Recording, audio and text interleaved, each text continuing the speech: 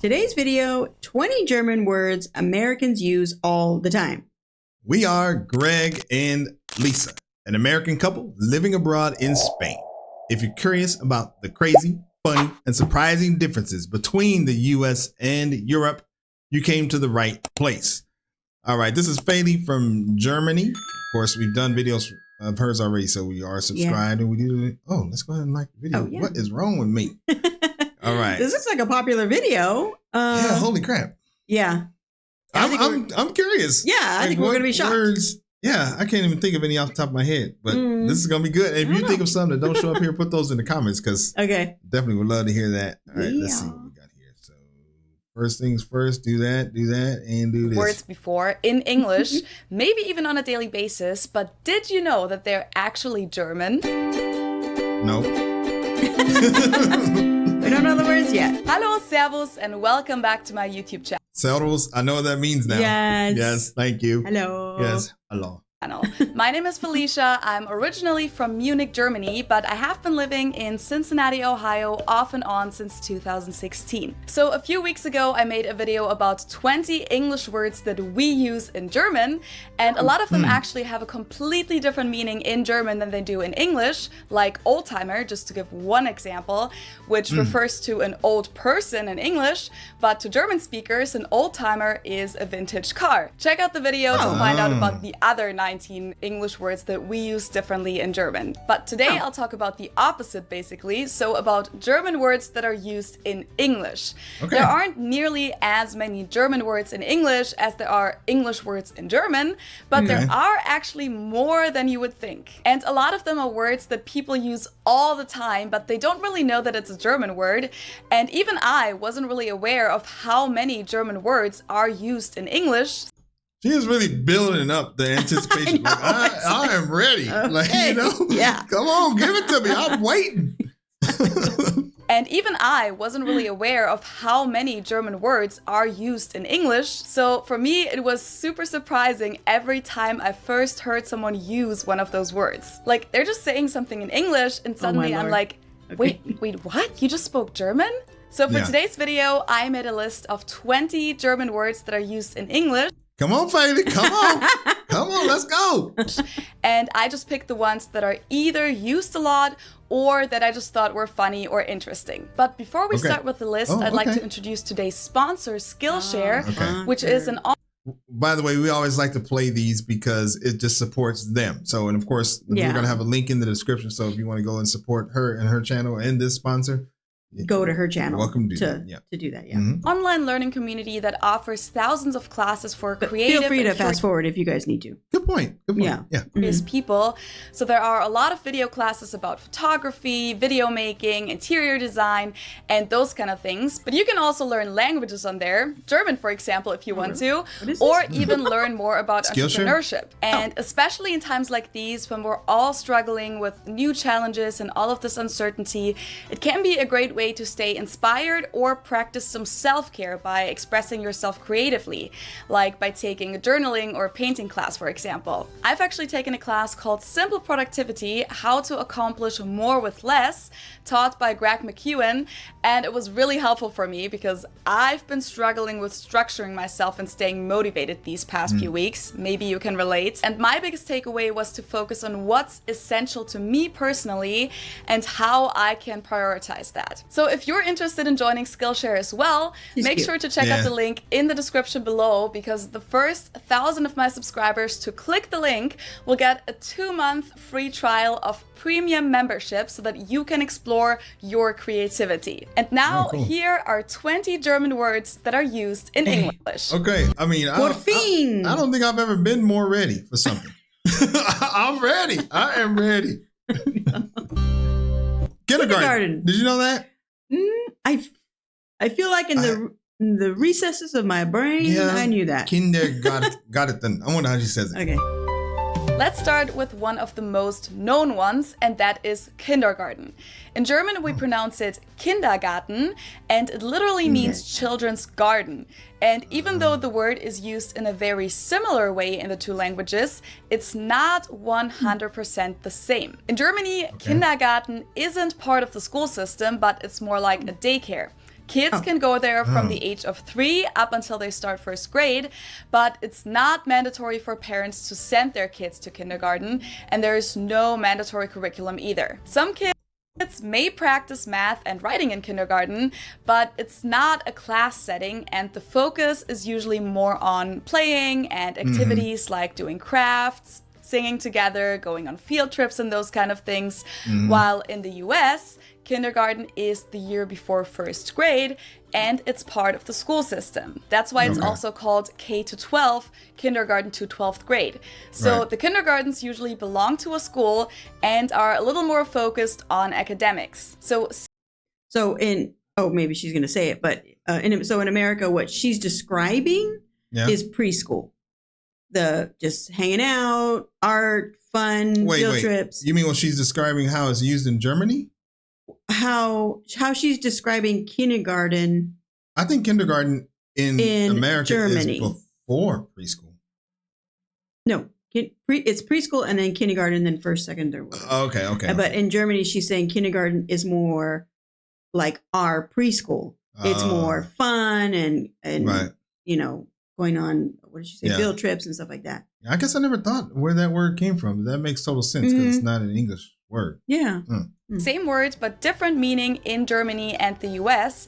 And what I find funny is that the German concept of kindergarten is what Americans also call preschool sometimes. While Vorschule, the literal translation for preschool in German, basically stands for the American concept of kindergarten. So it's somewhat switched. Some German kindergartens do offer a Vorschule the year before first grade to prepare the kids a little academically.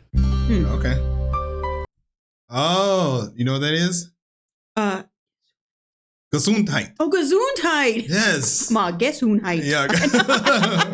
Gesundheit. Oh, Gesundheit. I actually had no clue that Americans used this German word before I came here, and the first time I heard it, it sounded so funny to me. Gesundheit is what we say for bless you in German, and Americans seem to use it that way too. I don't know if you knew this, but my babysitter, when I was like 2 or 3, her name was Miss Liebzeit. Like she was German. Yeah, I remember that. Maybe that's where my fascination with German comes from. Germany. Oh, I bet it does. You are witnessing a novel's thought in my head. I did not even realization. Know. Yeah, because it was probably a good time in your life. She was probably super loving and nurturing. Was amazing. I remember you always. I feel like wasn't your choir teacher? She was also German. Yes, my orchestra teacher. Reinhardt's was her name. Oh my gosh! So you've had a lot of positive influences from Germany. Yes. What the? So when I go there, it's gonna be like I'm going home. Basically, right? Basically. Okay. All right. Okay. Especially among younger people, I found that they usually use it in a more funny way, but it can also be just used with a normal tone. The word itself actually just means health in German. So whenever someone sneezes, we wish them health. Right. Thank you. Kaput. Just like Gesundheit, I didn't know that this word was used in English before I moved to the US. No, you're right. Is it like kaput? Like I'm done. Like done or like it just crapped out. Yeah, it went kaput. It went kaput. Like the car went kaput. That's how we say it. Let's see if we're right or we don't know what we're doing. All right. Just like Gesundheit, I didn't know that this word was used in English before I moved to the US. We spell it with 2 T's in Germany, but we pronounce it the same way, kaput.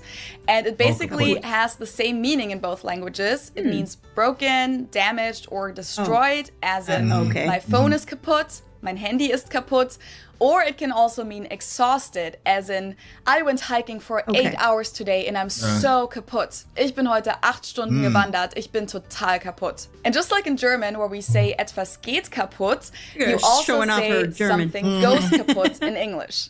Yes, that's something true. Goes, Oh, Doubleganger. Doubleganger. Yes. Another one which I love hearing in English is Doppelganger, especially because it seems Kind of funny to me that you would use a rather long German word that even has an umlaut.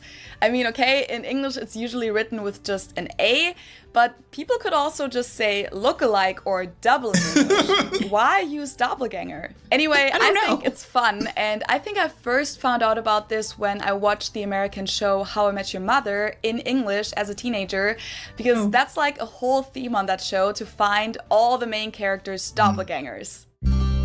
I think in America, like because I watch ghost shows, like paranormal shows and stuff, it's a scary thing to have a doppelganger, because then it's like a ghostly doppelganger. Yeah, it's like a ghost that's taking your form that looks like you. Right. So it's kind of a scary thing when I see doppelganger. Yeah. Funny. Stein, I've never heard of this. Stein. This one I just recently used in my video on alcohol culture in Germany and the US.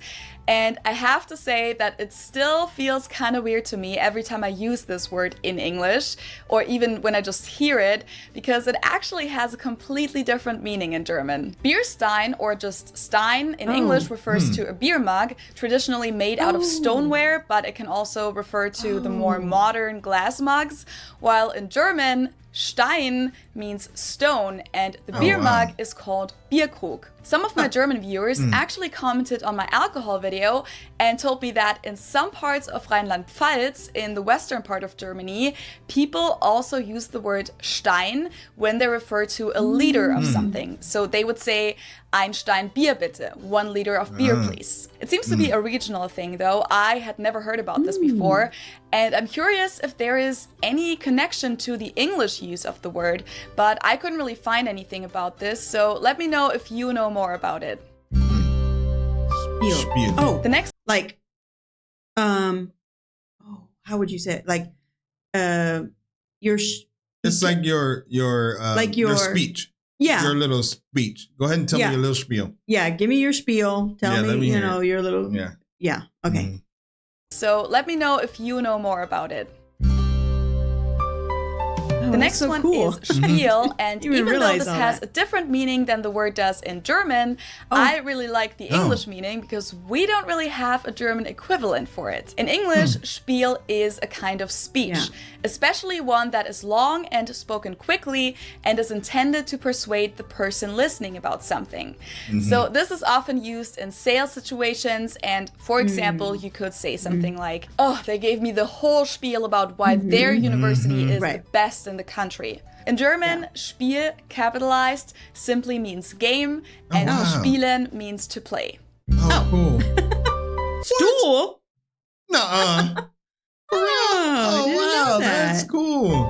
This one is not exactly a loan word from the German language, but it does have Germanic origins, and I included it in this list because I personally think that it sounds exactly like the German. Well, there's 2 meanings of stool for that we use in America. It's a stool that you stand on to reach something, right? And stool as in number 2. You going like your poop. They might not know what number 2 is. Well, yeah, you might know what number 2. Number 2, poop, caca. I don't know what else you want to call it. We are family, okay?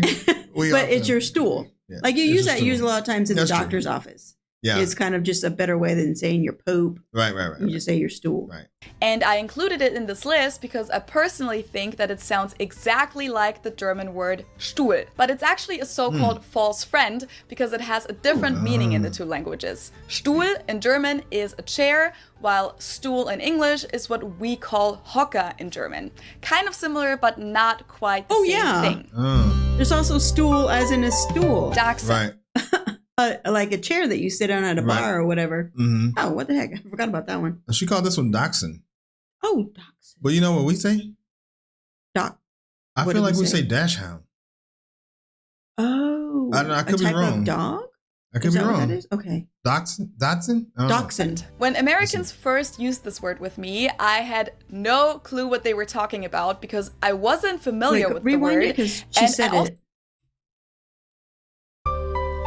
Dachshund. When Americans first used this word with me, I had no clue what they were talking about because I wasn't familiar with the word, and I also couldn't tell that it was supposed to be a German word with the English pronunciation, but now I know that Dachshund can be used in German as well, but it's actually more common to call the dogs Dackel in German. Okay. Literally, this compound word consists of Dachs, badger, and Hund, dog. A badger dog, basically. And this is because the dogs were traditionally supposed to crawl into burrows and look for badgers. Oh, cool. So I think that maybe we used to call them Dachshund, the dog? Dachshunds? Dachshunds. But like, I thought it was like Dotson, like the car. Oh man, we're butchering the word. Yeah, dang. Like, look at the next one.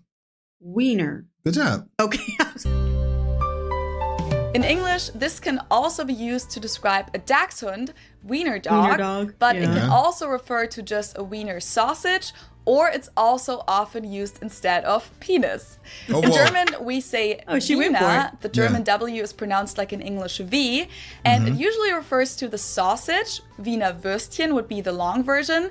It can also refer to a Wiener Schnitzel, which is also something to eat, or it can simply be used for a person from the Austrian city of Vienna, which is Wien in German. Oh, cool. Wanderlust. This is kind of an old-fashioned German word that we pronounce Wanderlust, and it's literally the desire to wander, so it means you want to travel. The word was used a lot in the literature of the Romantic era, but you can also call this Reiselust or Fernweh in German, which the last one is also an interesting word because it's kind of like the opposite of Heimweh, which is homesickness. So Fernweh pretty much means far sickness. Oh, wow. Oh, Angst.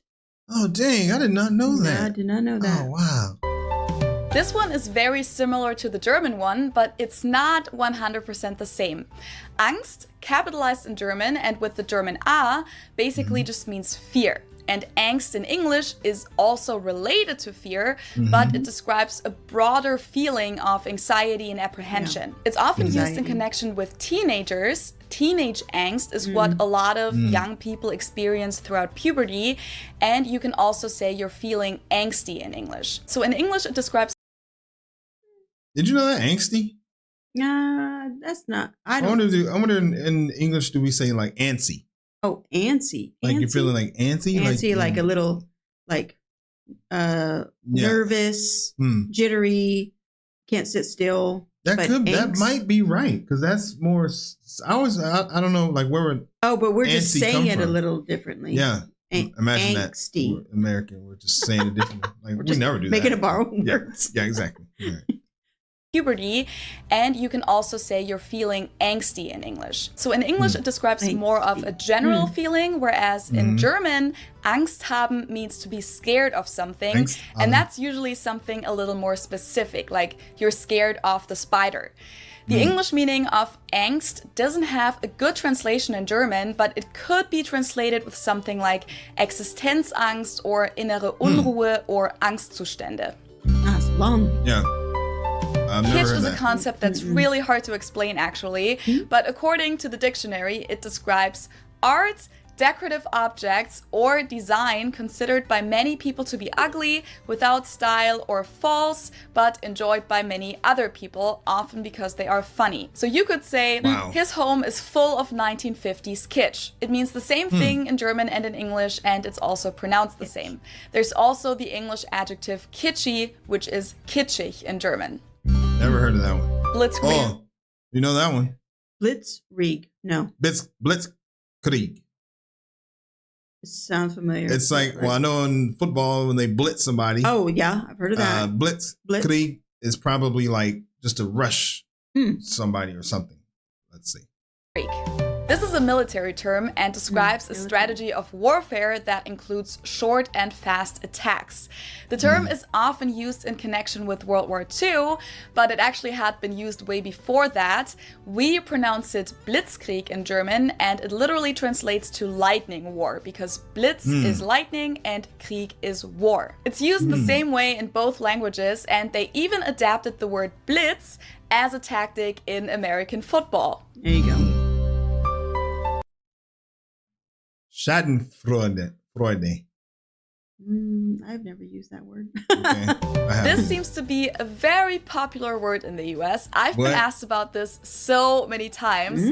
And what makes it so special is that this concept doesn't even really exist in the English language, which is why there isn't an English word to describe it, which is probably quite a strong statement about the German culture. Schadenfreude consists of Schaden, which means damage or harm, and Freude, which means joy. So this is the joy that you feel when someone else gets harmed or fails. So not very nice. Wow. No. Never heard of that. What the? Foosball. Foosball. Oh. Wow. We didn't know that. We did not know that. That's great. All sports fans should know this one. Fußball in German means soccer, or football in British English. Foosball in English refers to the bar game, which we usually call Kicker, or Tischfußball in German. Zeitgeist? Zeitgeist.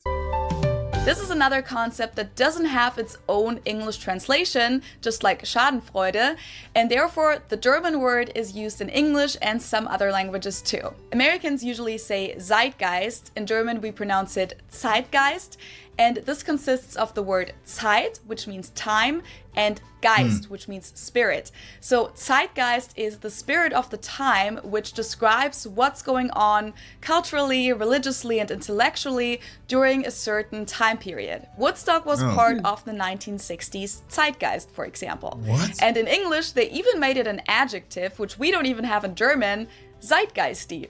Schnaps. Oh. This one I also Schnapps. mentioned in my video on alcohol culture. In German, we spell I mean, not that I'm am very familiar. You know, Schnapps, what's that? But this is like, do they still have schnapps? Or is that when we were in college because everybody drank still it? some 'Cause it was schnapps cheap? out there. Oh, okay. Yeah. Okay. it like this and say Schnaps, and it means hard liquor. In English, it's mostly used as part of the name of certain liquors like peppermint schnapps or peach schnapps. Wunderkind. That's probably how you said. Well, we say Wonderkid. Wonderkind? Wonderkind. What? Oh, I don't know. Let's see. Wunderkind in English, Wunderkind in German, and this literally translates to miracle child. Wunder is miracle, Kind is child. So it describes a person that is very clever or talented and becomes successful at a young age. One of the most common examples for a Wunderkind is Mozart. Poltergeist. This looks a little bit similar to Zeitgeist. Poltern means to clatter, and Geist means ghost or spirit, and this particularly describes a ghost that makes noises in the house and moves objects. Whether you believe in that or not is a different story. We do. And look. last but not least, Schmutz. the final word on my list is Schmutz. This one is pronounced and used the same way in both languages, and it means dirt. And schmutzy in English or schmutzig in German means dirty. Wait, what? Schmutz? It's That's more not what like we think of. Like, oh wait, is it schmutz? Why am I thinking of like somebody who's like a It's like a name call. Like you're calling someone a name. Klutz. He's like a schmutz. Oh yeah. Such a schmut. We must be thinking of a different word. We're thinking of a different. We Klutz? Klutz. I don't know. Our English and Schmutz. German is bad.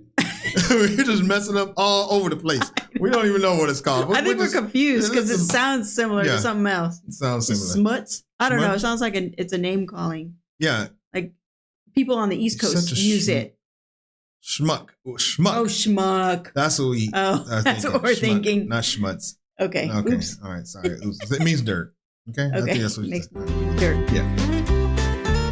So this was my list of 20 German words that are used in English, and there are many, many more, of course, especially regarding food, like pretzel, bratwurst, or Hefeweizen, just to name a few examples. If you're interested in this, you should also definitely check. Or of course, Wiener Schnitzel, the hot dog place. Yes, that was very popular in the 80s, 90s. Yeah. Check out the Not so much channel. anymore. Kelly does her thing because she has talked about German loanwords in English too recently. Let me know. All right. Well, that was good. That was super Interesting. Yeah. I didn't realize. Yeah, that, I had no idea. Words. Wow. Dang. Okay. All right. Well, Okay. As always, thanks for stopping by, and we will see you on the next video. Bye.